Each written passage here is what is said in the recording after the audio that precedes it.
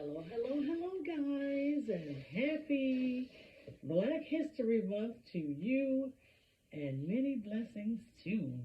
I am Annie, not so much clown today, but Annie the Kinder Clown, and I have a tutorial for you on today. I chose the colors red in a 160 and lime green in a 260. As you can see, the difference in the width, and then there's also a significant distance in the length. So today I've decided to make a rose, and I'm just basically doing this for information purposes, making two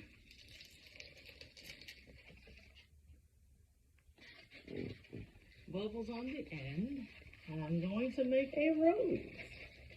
So I'm doing a variation of 3 patterns that will resemble the bird. That's what we do when we're making the bird. So we're going to do a series of 4 clusters of that. And when I make my roses, I like to make them using the 160 whenever I'm doing this for the children. Now, you would like for your balloon, it's in your best interest to make all of them symmetrical, the same size. So here's what it should look like, guys. There's a rosebud in the center, the first thing that I did. I'm going to show you we have very little air left on the end. That's because we did a series of twisting and etc. and etc. For all of the clusters that have the little bubble on the top, we're going to do an ear twist on all of them. We're going to connect this 260 that remains to each one of them, side by side.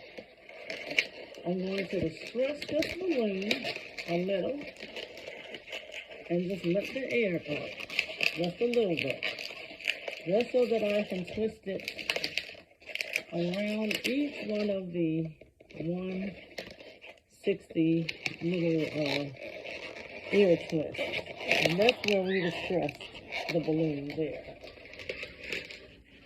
Okay, we're going to keep the rosebud as the main thing in the middle.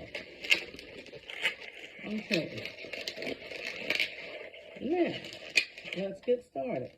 Connecting them and just kind of pulling them together a little bit like that. All you need to do is make a 1/2 inch bubble.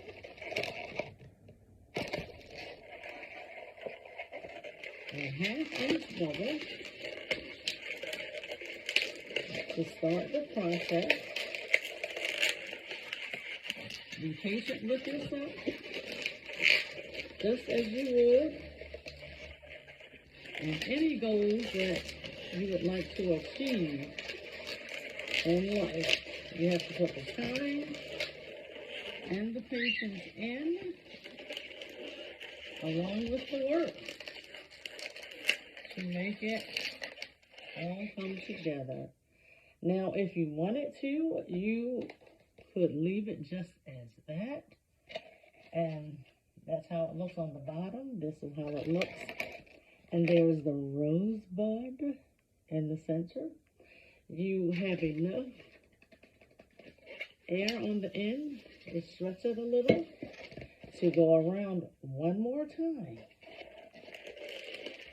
Okay, we're going to go in this direction.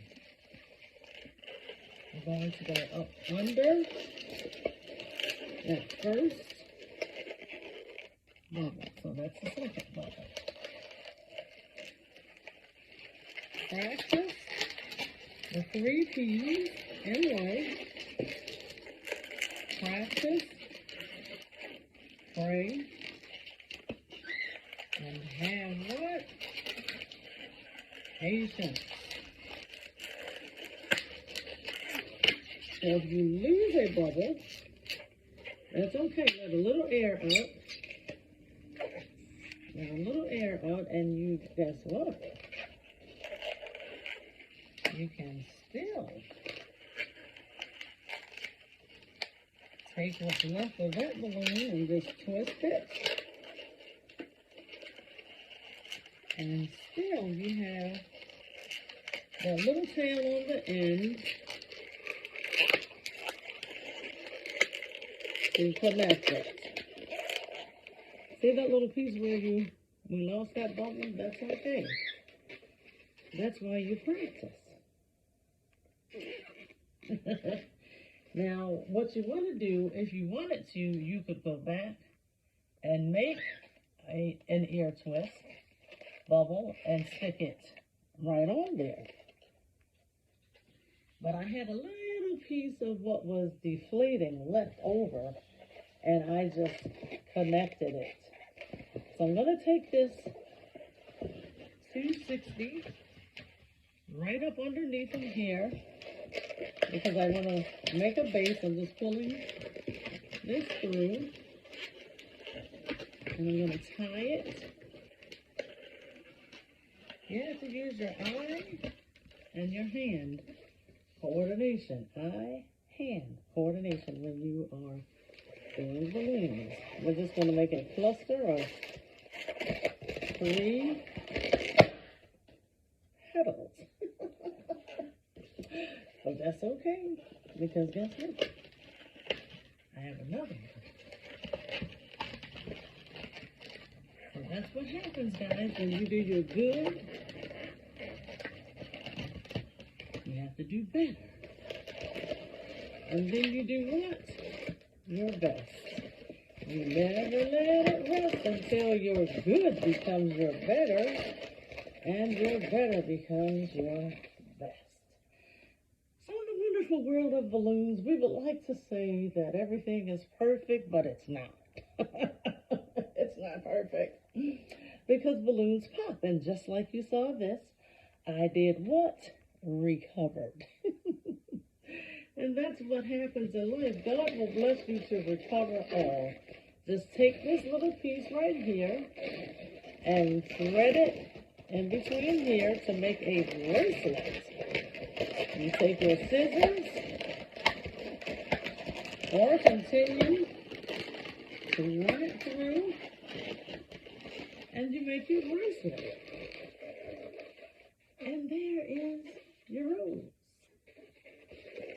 It's a bracelet. You have to kind of monitor what size you would need to make it for a child so that it won't be too large.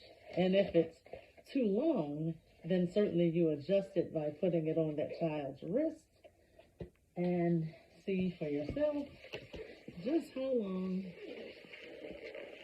it needs to be, but keep it loose enough so that it's not too stressful for the child. This can be considered a lined balloon.